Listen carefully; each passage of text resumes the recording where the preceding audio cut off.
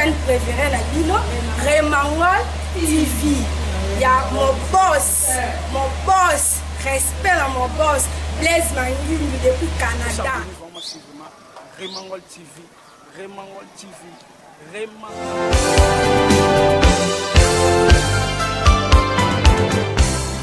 Bonjour, bonsoir, selon l'heure, Bolanda émission de Bino 100% Masolo et Mboka, 100% Masolo et Mboka, et puis ça m'a moko Molanti wa Bino, cas de cœur Katikatala. Encore une fois, bonjour, na Bino Nyo Sobozomi, na 4 quoi globe terrestre, pourquoi pas, Baope Baza, on a Diasi comme Mboka Nanga RDC, vraiment na 100% Masolo et Mboka, 100% Masolo et Mboka, tu le verras plus eux, Zali, ba news, Masolo ou bien Makambo, eux, les gars, on a Diasi comme on a RDC, na Mboka. Bonjour, bonsoir. Mais na zanga mokote na plateau na solo la rango na baninga na ngai na ba confort na ngai na batu nyoso bato abwanya bato baza na mayele belé o ba yebi pe ko fungola ko solola na solo ngo ndenge ezokendela na ndenga mboka encore une fois. Bonjour na royamba moko ya ba mikonzi o azali ke yepa zali na kati ya masolo ya YouTube azali na kati ya masolo ya ba chaîne ya télévision azape confrère na ngai azape chef vous allez bien aller va se présenter devant bino nyoso bozomi na 4K Golf Théâtre. Bonjour. Bonjour cas de cœur. Ouais, na sepeli koyambayo merci na on disponibilité na on ndengo sepeli na zoyo magana yo kuta yo za la carte ya musala vous allez bien se présenter na batimi so bazolanda biso ba o ba yebi pour ngana. Bonjour à tous les abonnés. Nabino bato bazo aux occasions à Otala biso pe ba wa aux occasions ya Otala biso na Mongol et Alain Délé, journaliste indépendant, responsable de Nouvelles Tendances Télévision, et Alain Délé TV, opérateur culturel. Vraiment nyonso wana ezali ndenge alobi nga alinga kobenga ye chief parce que naleka mpe na nzela na ye aza confrère chief lelo nasepelaki tosowana kolanda na makambo ndenge ezoleka kotala ndenge tozokende mais na 100% masolo ya mboka mingi tozobeta masolo na oyo ezali banews to mpe makambo ezoleka na kati ya mboka na biso kotala ndenge mopepe oyo ezokende na mboka na biso thème to go pesa thème po to kozwa mwa ba makambo belé to za mwa ba question belé oyo eza ko tuna na bandeko bazolanda biso pe ba o ba ko s'abonner na Remangol ba o pe ba balingaka alendele ke kozala malamu to ba ko yano na bango po mitune ezotuna kotala ke lelo sexe eza susu na ba raité eza susu na ba paka jumate eza susu bisika mususu te sexe continue ce sexe est une église ndenge bande ko na biso bazali yo moku na minute ceux qui lelo na ngana yambo parce que journaliste tokenda na source yo mona noza menacer na moko ya batu oyo bazali o ba publier bango ke pona musala no salaki makambo na bango mo basali ezobima na nzela o bango batambolaki mais yo poza menacer na kati ya likambo wana tokoloba ndenge nini. Quel conseil donnerez-vous étant que mon pandisango, étant que mon konakati ya mboka pe ceux qui toke na ndenga ba pandisango to yepe na ndenge ya mwana ya Congo. Merci, je crois que d'abord c'est déplorable, ça fait très mal comme on a auto okutana nango lelo actuellement.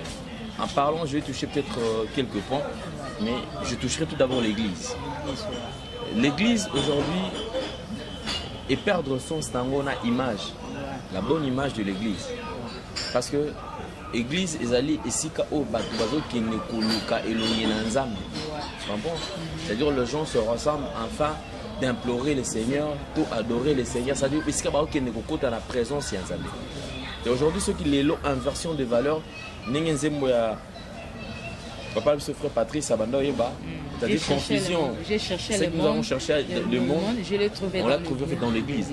Et eux, ils ont une église et l'autre. C'est-à-dire confusion est côté totalement. Et je crois que ça part, il y a responsabilité, il y a Oyo, Bakosa et Lanzambe.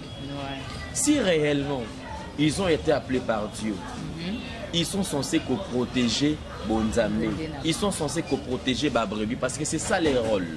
Le malheur na oyazo égaré ba brebis. Parce que ceux qui m'ont on peut comprendre. Mais pour si réellement ils seront jugés sévèrement. C'est-à-dire qu'ils vont juger sévèrement. Pourquoi? Parce qu'ils ont connu Dieu.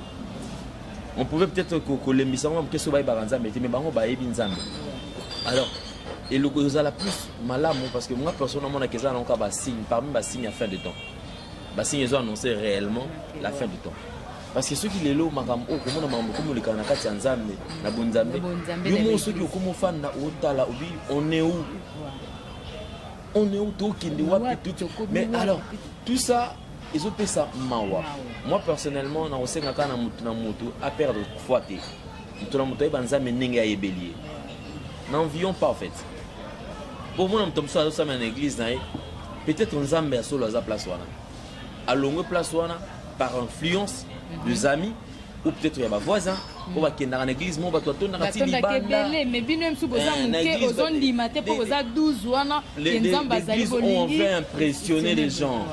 Aux hommes on a il est pas le coup la côté pas ba benga pasteur azomona ko tout bien te ka l'église va benga daddy croyant que Dieu est là. Alors que nzambe azana ete nzambe longwa kala mais bango batika kana image wala etikala et comment structure moko ba ensemble mo ya batu bango basala makambo na bango tellement qu'ils sont organisés alors ba pe sa tendance comme si nzambe ndem to za place wala alors qu'il y a rien à voir na mambo nzambe ozomona donc ils ont regret sur ce point là et ba serviteur de Dieu déjà au vazo la exposer les lots boye. Moi personnellement je crois que non c'est ngaka na batuke to soso sensible pesate ba moi pe bas communier bango ezate na ebite soki bango pe bazara na nebi to za so boza un problème ba sensible bino bango pe bazara ni na bango te entre bango na bango ba benga na po silence eza na bango moko ba o baza ba appel na bango jusqu'à présent ba lobelo na pona bango no même bango to na niveau na bisoté non ninga na bango na niveau ya nzambe. Tu sais que bango ba salani bazo salir image ya nzambe. Oyebi na ba sextap oyo combien de personnes au bapengu. Batu ebele bapengu parce que si on t'a li vidéo ton soit combien dit ah na yo te papa loba keza yo te non vraiment j'en ai marre te olembi singa na ensemble la lesusu te. Tu t'imagines? Ozo imaginer ce que c'est-à-dire que sexe bolumbo na bango ezaki bosenzi tellement ebimi et panzani du coup et bébisi même image ya nzambe et bétisi batu mabako batu ebele le moins basambela lisusu ezate ba sepel batika na bango na banda ko pourquoi parce que ba oyo ba qui censé ko garder ko battre la bonzambe bango nyon surtout ba ko parce que na babiloko moko ezanga tina. Alors c'est vraiment triste pour na côté wana ba serviteur de Dieu ba sala effort ya ko réparer na nzambe na. Ils doivent faire pour nous des efforts ya ko réparer na nzambe. Bango so ba réparer na nzambe siko biso ba auto za na ba vidéo na bona kata ba téléphone na biso ba réparer na biso comment. Tu sais déjà si on doit réparer na nzambe c'est très facile. Tu sais tout ce que Dieu a créé. En tout cas qui n'en a facilité mo. Ce cas il suffit ka nzambe kaka andima ko réparer na bango. Ya Tokobo sana kutuna makambo na ba sexe les Congolais c'est quelqu'un qui oublie facilement. Ozomona. Alors Tokobo sana ba biloko wana. La première des choses même pas ba réparer na biso parce que moto a benga bango. Moto a pesa mo sala za nzambe. Donc ils doivent d'abord réparer avec ces dieux-là. Parce que Bisso, je m'en fous, moi je m'en fous d'Alain au Salangani.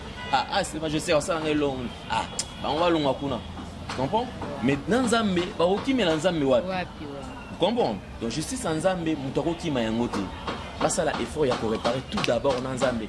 Dieu seul a convaincre Bisso. Dans Zambé soit le bicabo, puis c'est toi qui te la regarde. Soit bika bosana, to bosani. Vraiment, il faut comprendre que Azali Mokondi, il y a NTV, il y a Nouvelle Tendance Télévision. Nouvelle Tendance Télévision, à part la chaîne à YouTube, Azape Mopandi Sango, Yango Mouni, Azob Magnola, on peut na Ndenge, Penza et Longobani. Tout ce qui est un scandale à l'église, scandale aux en quatre églises. Moko lobi FCC, to Longolango, FCC to Bengana Bango, la disco na bango. Quand le même cas pasteur, on soit zongino, et to bete la Kabila Maboko, pour que machine à violer, machine à nid. Toza kakana non église. Eza Sony Makasi. Vous savez, le lot, vous allez juger sévèrement, c'est pas de la blague. Tout d'abord, bis soit une exception effacique. Avant de tenir un discours, il faut tenir compte de l'auditoire. Est-ce que l'auditoire au bazo ko exposa kaba makambwana au ba le la makambo politique? Est-ce qu'ils a vraiment place appropriée? L'église est apolitique, ils sont apolitique. Mais c'est ça qui chante, ce sont des aveuglés au fait. Baza aveuglé. L'église n'est pas un endroit pour pratiquer politique. Hier, le même pasteur, Azalaki Simaya Kabila, ce sont ces mêmes personnes qui ont induit même Kabila en erreur. Parce que la Kabila, babite, Oumela Zalawana, Tubitila Kabila Maboko, Tubitila Maboko, Babete Maboko. Baké plus loin, ils ont pillé ces pays. Ils ont pillé ces pays. Comment est-ce qu'ils ont pillé le pays? Ce sont ces gens qui allaient chaque boutou au nom des églises. Bakolia, bakopiller peuple. Balembongo, balembongo, balembongo, balembongo, balembongo. On a bango croyant que Kabila restera éternellement au pouvoir. Vu la force qu'avait Kabila, vu sa position, et les gens se disaient que non, Kabila ou rien. C'est-à-dire que Kabila ne pouvait jamais partir. Alors que calcul Yanzambe, Eza Oya Moutouté. Parce que Bissognon surtout la dernière minute, la dernière énergie, tout le monde savait que Kabila restera. Si Kabila partira, du moins, il posera Nani Dauphin Aé à Kozala, Wana. Les églises de réveil, ils ont créé une commission pour Nakokende Kozambongo et pas à Kabila. En fait, ils ont léché l'assiette de Kabila. Ils ne peuvent rien dire de Bazawana. Ils ne peuvent rien dire. Après qu'on crée commission, ce sont eux qui ont commencé à Babiloko, tout ça la prière pour la nation, prière pour la boye. On se pose la question déjà César et Belé.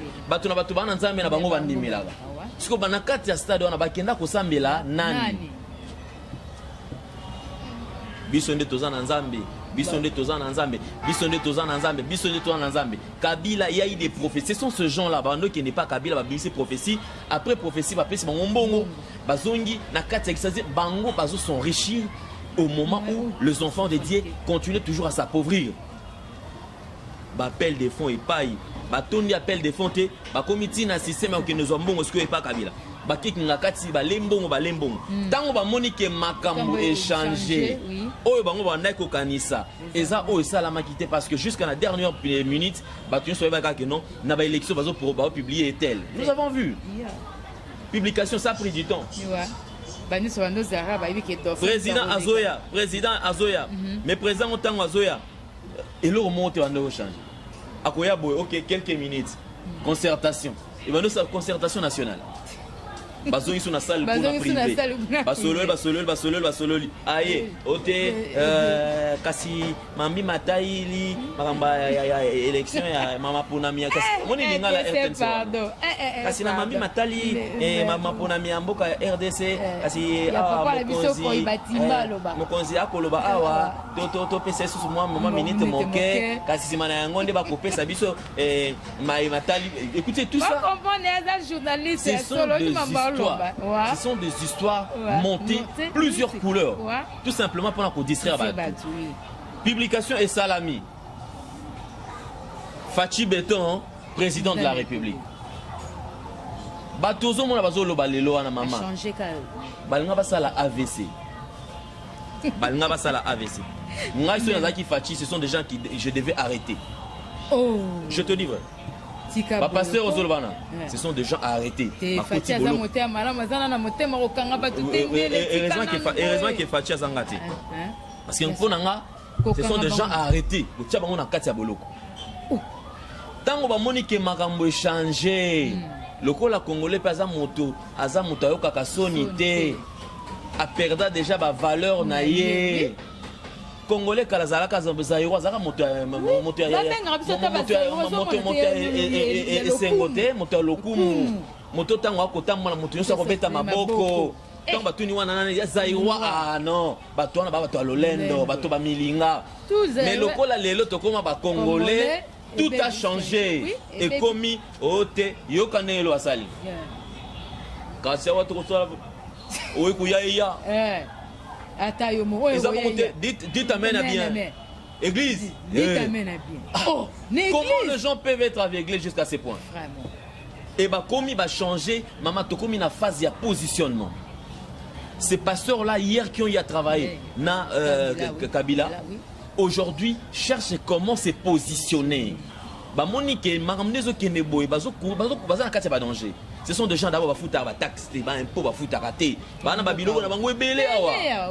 Mais le coup, si Kabila, babanda ko futa ba taxe siko makambo changer ba bi ke béton déjà ba makambo changer ba ko banda ko futa ba taxe makambo na bango ezo basculer tika to le positionnement ba ki okanga na vie na biso ba ko mosala blo na bango clip mo ba lati ba moniere ba nini tout ça o bi ke mboko franchement vraiment il fallait à 100% masolo mboka na sepela ko za pena ce sont des gens que par exemple Fachi pe la base kaza bololete.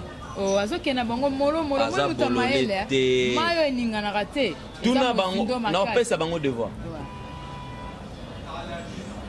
bakende na mboka batuna bato na Kasai Fachi aza neni obi pour système au travail aza lokola o babengaka kakabundi kabundi ogo kabundi alesa te kakabundi yete kabundi alesa te wala kutoza kuna te bango déjà scandale c'est quoi nazo le bela sikoyo nazo le baba benga kakabundi eza kakabundi yango soto za kakabundi batuna bandeko na biso ya Kasai ngana Kasai te mena Congolais lokolo eza mboka na biso yango na lobby eza ba recherche nyama wana kakabundi baeba nyama moko azaka mayele osakana te keba osala ba jeu quand ça onitsa zomona te mais azomona yo. Mais ces gens-là, je te dis, d'ici peu, ils seront arrêtés. Tout ça, dans le dossier, est belé. Batata mabe, bazo violé, bana batu, bazo baby sabana batu. Et aujourd'hui, comme donneur des leçons, au fond d'Aboye, le quoi peut pas chaîne en opé, télévision, arrêtez. Congolais, ça n'a besoin de m'arrambouana. Tozolo ba non, non, non.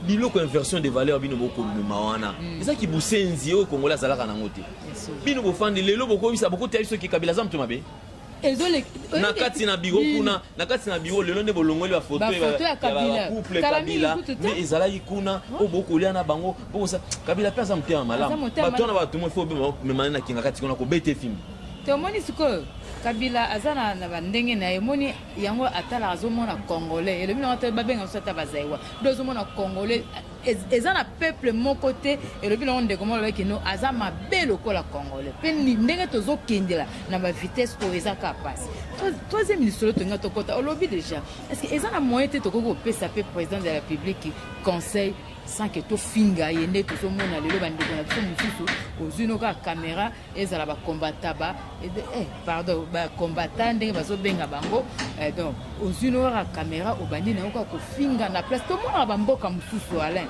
chef tout le monde ba mboka mususu soki bazo réclamer ba droit na bango ba bimi libanda ou bien bazo tambola ba sala marque il a il est temps ya kotala ba match na ba match ba spectacle na ba spectacle atali makambo Mobutu akosala na mboko yo titi Mobutu pe akoya raté akoyi Fachi atali lisusu Kabila le père aye lisusu na makambo na titi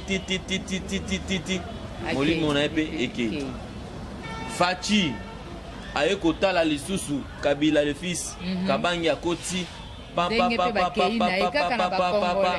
titi makambo na esili aye kotala lisusu 1+4 atali ici ayekota la premier mandat ya Kabila ti na ba ministre ya ndenge na ndenge baleki ya komona ayekota la deuxième mandat ti esili ayekota la biloko na bango prolongation o une année otoko préparer toko sala il a eu le temps ya kotala. J'aime le slogan de l'UDPS. Paix à son âme, le 5 de l'Imété. Tshisekedi Moulumba, le professeur. Il dit le peuple d'abord. C'est-à-dire priorité. Les alliés peuple. C'est-à-dire IDPS, Fachi Béton. Yé azawana yé azusa le lokote yé azamato inekaka libanda peuple a lobinin peuple a lobinin alinginin yé apesi eyano. Makambo ekosala malelo Fachi Sengeli ayeba que le pays se trouve dans un état chaotique. Regardez comment est-ce que le changement, et puis il y a un changement brusque. Oui. Olali olamuki dollar ezalaki awa et mati 15, 16, 17, les lotos au Kenetina 18. Kalaté to comme à la 20. Ça combien ma dessous de 900, de 1500 à 2700. 2700 coûte au tiki et au sommet ma dessous moi kala. Et comme 3500 pour notre total en okara lobia.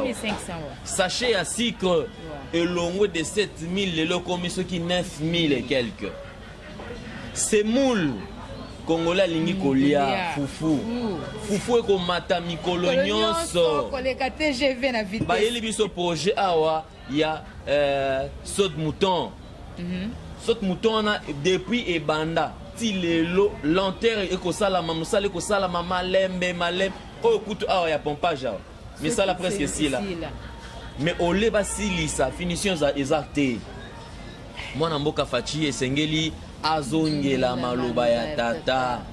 Tata loba, les peuples d'abord. Et c'est le bako rappeler. Ça sera une honte aujourd'hui. Les mandats Fachi et si la paix a échoué, tant qu'on ça la bilan. Et qu'on a la salir même mémoire ya Kondo et Tieno Tshisekedi wa Mulumba. Et sengeli ko tenir compte na makambo surtout wana parce que échec ya Fachi ezali échec il y a plus de 32 ans il y a lutte il y a UDPS. Alors il a intérêt ya ko réussir, il a intérêt ya ko bunda afin que mboka eken ezala na kimia nyoso tout ezala pe malamu. Fachi Béton nga concert au pesizati awa na rappeler kaka ameka kozonga kotala liwaya ndeko na biso matungulu liwaya ndeko na biso Rossi Mukendi liwaya bandeko ebele awa batangi bakufi awa pona tina na kobunda pona alternance pour que hier koma esika wana Fachi azongisa makanisi na enasi elo na koloba yango akokota biso pete bakolinga pe koyamba biso te toboyi te kotala ndenge ezali ozali mopanzi sango biso tokendaka pena na source na ntina koyeba kozwa nini kotala lelo kosunga moto eza eloko oyo tobotamaka nango toutaka nango na bafamille eza na bato mosusu basalama mpona kosalisa bandeko na bango sanke batinda ye propagande te eloko moko songolo pakala te ndeko na biso moko ya théâtre baza mibale bazobela meteo azobela dadi kitambala mpe azobela bandeko na biso apoto soki lelo mama Olive Lembe aye kosunga ndenge ayako koassiste biso bajournaliste bacomédien bakomi kobenga ye ministre funéraire do bakomi koloba de n'importe quoi mpona mama wana ndenge asunga me kotala dadi kitambala azobela me toyebi azobela siko toyebi te tokende pa nani tokote pa nani mpona kosunga ube tozozela so bandeko na biso wana bakufi ala kwe toye tolakisi baveste na bamituka. Ils sont très mal organisés. Au départ déjà bacomédiens balingana raté et puis ce sont des aigris baba aigris ba mité à ma bé makasi. Vous savez lelo ba na structure est en place mais apparemment c'est une structure qui ne vit pas. Pourquoi? Parce que au départ déjà ba na reconnaissance de grâce. Les comédiens ça on doit régner ils ont tout le mécanisme venir pour tout étouffer au cas au poison au cas au elokoni au tekis ba ko lukana même na solo ka. Je viens comédien là banda ko œuvrer pas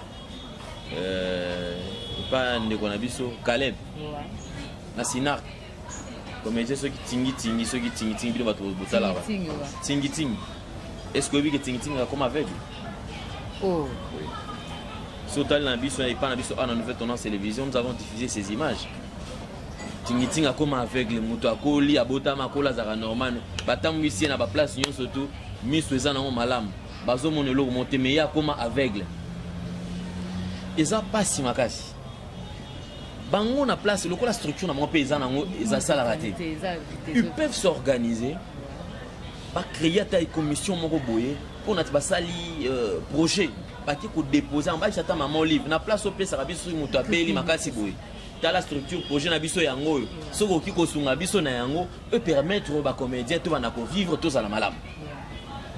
Mais bango ils préfèrent toujours passer à la sélection parce que kende kinga kati allez ba bomana no te liste yete yete kanate oyote et ça fait très mal maman ici a besoin de soutenir ba comédien aya mbaka bango nyonso tout parce que bazo boma la peli ko ba $500 wana ba $1000 wana non ba kabona déjà ba comme sous et comment ya FCC na ya cash donc des ans entre bana ba ko yoka za ka te mais ce que so tali muninga na ba mo akufi ba ça l'assemblage c'est comme si ba to mona kiango na nani na matanga chiko bango tout ba ya donc c'est comme si bazar na bolingo ka soki muto wana to benga ngo hypocrisie to benga ngo et ça hypocrisie mais seulement c'est que moi je pourrais dire vous savez action tout acte posé par maman Olive et ça m'a bêté. Vous sentez que c'est une dame dans la générosité alingi kosunga mais na place pas qu'il bon parce que maman Olive ne va jamais réfléchir à leur place bah que créer projet bah qui n'a pas maman Olive bah tu vraiment bah s'y plier le coup là déjà na motema monene on a akipe kosunga ozomona na place que bah acte na ils a la mal interprété tant bobelaka ayebaka na ete tant bozala problème mino ayebaka te ayaka koyeba ngo tant on est en ba mission et sala misala ayoki motema bo mama aye yoka na selon moi les comédiens et quelques confrères journalistes ont été reçus par la première ex-première dame maman Olive. Est-ce que tant bakenda kingakati neko Dadid Kambala bandobela te abandobela oui. Est-ce que ndeko météo abandobela te abanda kobela est-ce que ndeko tingitingo azaki aveugle te azaki aveugle mais quand ils sont partis là-bas est-ce que tu penses que bakenda ko exposer problème ils sont allés pour ba sepela yango bazofinga ote bakenda ko vimba babini pe mkongo koba balepe moi loko bazui pe mbongo na bango batie na ba poche lobi nango bake na GB bazui basaki ba loso bazui biloko na bango bazongi aimons-nous vivons mutakotikala c'est éternellement na mokilo azate comédien pe moko to na mona kende ayo kende ngakati wana déjà angindi alors qu'ici banda connaît 3 niveaux que o to vai passer kenda kingakati bazati tu comprends parce que maman Olive jamais enfant na pas banda bongisaka abongi pas na ba alors ba créer loko moko pour que ba protéger pe moi c'est abattu vraiment azo so sala ngona motema malamu toi tu penses que maman Olive va bande côté ana bande maman osala te toi zangi mamba osala na mbongo azana mamba osala mais lokola bango bazo sala ngona ndenge moko boya mabe voilà place tozo kende alors moi je demanderai na ba comédien bazala unu pe ba kende na bomoko basala projet ba ke kotika yango kuna mais ekozala pas parce que bazo qui va rédiger les projets ata banda ndenge banda bayokana na te mais koyokana na bango ezalaka sonde na bango akufi bayo l'exception mituka bayo l'exception ndenge bazala na bolingo tant ndeko na bango akufi mais na bo bayokana te tozo kende malembe na kata masolo na biso 100% masolo ya mboka na mokonzi na nga Alende le chef ya NTV le vraiment on s'est permis parce que non sona moto ya bwanya moto bwana nga bien ke moto bwanya tozo continuer na kata masolo ngo chef to beti to lobby o to koloba metunga to batisa susuma mukena likambo etali mboka na biso kaka ndeko biso to beta non awana lelo ko kutile nazo sona bino na mama 100% sextema 100% masolo ya mboka tokendaka libanda yo pe okendaka libanda biso tobimaka libanda so tokomi na bamboka bato mosusu esengaka moko veni mpe na mboka wana oke koluka mwa baambasade ya nini olingi keno okoma mpe moto ya mboka wana ozwa mpe mokanda mpo ozwa mpe mwa kimia ya kozala na mboka wana biso tolelaka mingi mwa ya mosusu tozopesa yango barequete na église keno nazwa mokanda na mboka ya bato mais biso bacongolais totomboki tolingi te babenga bandeko na biso bamosusu bacongolais likambo la nationalité et pandi mboka vous savez moko yo des fois ça fait très mal et puis ça na mawa lelo ba infiltrer bazokota trop pourquoi pour na manque à suivi et pour la légèreté ya bakonzi moko nozo mona bo mambe belé ezosalama pour na légèreté ya bakonzi pour la négligence. Le lot on va peut-être banyamulenge et tout consort banyamulenge banilelo et bango menga bina na zebi ate ko ba brésilien pe ko comme ba congolais bon en fait au moins ils sont montés qui ko 5 nationalité yo ebi passe ya libanda so za sans papier so za mukanda to za nationalité te mais le point de vue to zo tomboka tant ba lobi que non les banyamulenge baza bando na so ba congolais. En fait, et en parlant de Banyamulenge, il faut. Il faut tout Mekakota, mais Mikanda.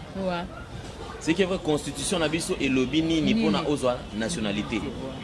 Mais na oyo banyamulenge kolobaki banyamulenge déjà bazala congolais au départ nga na yebi yango te. Mais na yebi ke banyamulenge tango bayaka na Congo le fait Mobutu apesa bango statut à réfugié. Ouais. Wana tan bisengima na zalaki. Parce que bango sona bisengima. Ba nzela moko. C'est-à-dire bazwa statut ya ba réfugié. Mais nandimi te bazwa pesa ka bango nationalité. Alors sengeli kolandela koyeba nyonso to wana. Ba konza mboka ngo tolo ba ke non pas sécuriser ba frontière ya mboka na biso. Vraiment. Sécurité ezala po et permettre obi na ko biso lo moko. Biso to fandi trop na est. Toyebi mutu o azana par exemple na zora Bukavu. Na Goma. Bukavu pokota Rwanda de ezana ngo kutuma kwa ceux qui nini. Oleki diseni yo no sani mbala moko okoti. Rwanda. Goma la même chose Gisenyi okoti Rwanda. Et pona kokota Rwanda à partir ya Goma. Tokotaka yango na makolo ezaka ka barrière ndezawa. Si j'avais le temps na ngai na tindelo ba image otala. Dernière visite na Rwanda, c'est l'année passée. Alors, tant que sur documentaire sur l'exploitation à Colton. Alors on a eu le temps ya kotambola ya koluka koyeba ndenge nini makambo ezali. Zone no benga zone net. Ezana nkaka etenema mabele neti awa na awa. Katikati yonde zone net. O koto mire bani mamo koto Rwanda, mire koto pe RDC. Ozomona. Alors, eza ba tout le monde déjà o azana likango koto, azana mwasi awa, o azana mbali koto. Ça dit ba komba. Yebisanga. Ceux qui vont benga le Monesco. Bon que no Lucas ba mususu baza bande ko Monesco. Ozomona te ke yebisanga. C'est vrai que na te na ko poser la question. Pays nini au Monisco à Tchakimia. Pays mon côté. Pays mon côté. Alors, Monisco parce que c'est quoi le rôle au Monisco à Mboka? Ce sont des gens qui viennent pour piller. Bazo piller moko ba bi ke ba richesse na biso ezaba. Et voilà même au moni les loti guerre ezo ba guerre wana ezo ou mais là c'est parce que ba yebi. Pourquoi ba guerre wana ezo sala ma bebisika o ba minerais za ebelete. Ezalaka place ba minerais za nekoto na hôtel le koto o kutu le loboy bazo changer ka ba kombo ba FDLR o ba nani ni soki na lu o ba nani o ba se multiplier jour au jour bazo yaka ka bazo je vais monter mais je pense qu'avec Fachi Béton aza éveillé makambo esengeli sili. Vraiment on a s'appelé Mingiko Yambayo alendele mokonzi ya NTV to solo li tozo continuer ko solo là. Tobandi ko koma na suka ya makambango na nyoso to solo li quel conseil donnerez-vous na bateau ba Rolanda biso pe na bandeko ya biso bazomi na 4 globe terrestre. Soyons sensibles chers Congolais, surtout quand il fait noir dans notre pays, nous na monter sengeli à s'impliquer. Et c'est une implication à tout le monde raté. Mais sengeli Congolais tout Congolais à s'impliquer afin que le lobby mboka na biso ezala kaka pona biso. Na sepela na phrase moko kabila le père aloba papa Tshisekedi pe aya kolobela yango Kabila dit Congolais prenons-nous en charge. Papa Tshisekedi na discours na ye asuka awa na triomphal alobi ke ngana lembi biso to lembi. Chers Congolais, prenez-vous en charge. Relève Ezabino. Alors relève Ezabiso. Congolais telema, Congolais fongola misu. Telema ya kofinga te, telema ya kapesa conseil, telema loba makambo ezali bo batu bakoyoka yo, eno okoke na nzela ya kofinga ndenge tozokende. Nzela mafinga ekokito eza nzela mabe. Kasi soki ozomona mutu akomi pe na mamba kofinga esengeli kolandela ye okomona kanda emati. Il y a un problème psychique parce que mutu eza normal ofinga te tango solo makambo eza malamu. Te mama soki motema suki mampe to mona na baligéria na jamais bafinga rande biso tozo finga bango kutunde ba sauvage bango balobaka bako ko tumba bako ko sala mais bakoma na niveau ya ko biso même en France il y a eu des gilets jaunes donc biso même na mboko to kotika maman na te sengeli to telema kaka parce que il y a eu des gens qui ont sacrifié, qui ont donné leur vie pour la France. Yolanda ba news. Est-ce que ba kenda na vie pouvait ya Macron? Mais biso comme ma biso. Mais non, biso Congolais linga ne marambona te. Vous ne regardez pas des guignols. Président de la République ba tchena ma non, ça ne dérange pas. Mais biso ba meka osala ngona RLTV. RLTV bakanga ngoko. Tant bachaka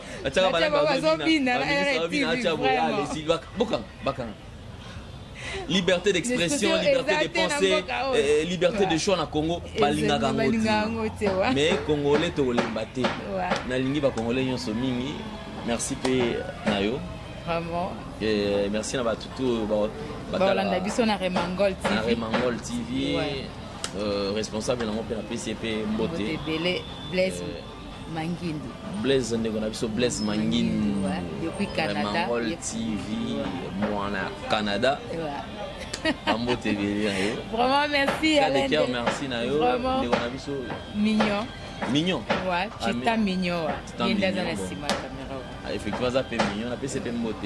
Et sika yimto ça msala. Merci na batutu. Oyo ba sepeli. Merci na bango ba ope ba sepeli te. Balimbisanga na mutu na okipe obeta mabaku. Ba ope ba sepeli peut-être dans monde mo bazana besoin la continuité ba landa lisusu ngo kolega lisusu. Boya na nouvelle tendance télévision. Bomo na susu ba émission na biso belé kuna. Ba Mbote na ngai na mon frère et ami Ice le Majestic, le véritable MC, le numéro 1, le numéro 1. Et Abisso acceptez l'homme à son époque. Vraiment. MC pour les gars dans Asana n'était pour le moment. La fashion est belle. Tout chaîne de ma boue, il faut FM moi y parce que divertissement grave. Mais oui. FM. Il y a ça là maintenant FM bena y mo kona mais radio moi y mo pour tout ça parce que on est à cop na yam sala na et merci na tout batala rabiso en tout cas na lingi bino surtout mingi merci. Vraiment merci dans la disponibilité na yo chef Alain Dele vraiment merci pour nous on sur dans la biso Blaise Mangindu depuis Canada Ikonza des bassins Koussou, Napoto, pourquoi pas Aïto Coxnen, My Heart, vous avez belé, Steve Ngo, in Italie, aux Super Bandekonanga, New Sobalandaka de Ker, na 100%. Oh, vous ne voyez pas, mais les autres, vous êtes à 100% ma solo et en boca. Vous s'abonnez massivement à Remangol TV, Remangol TV.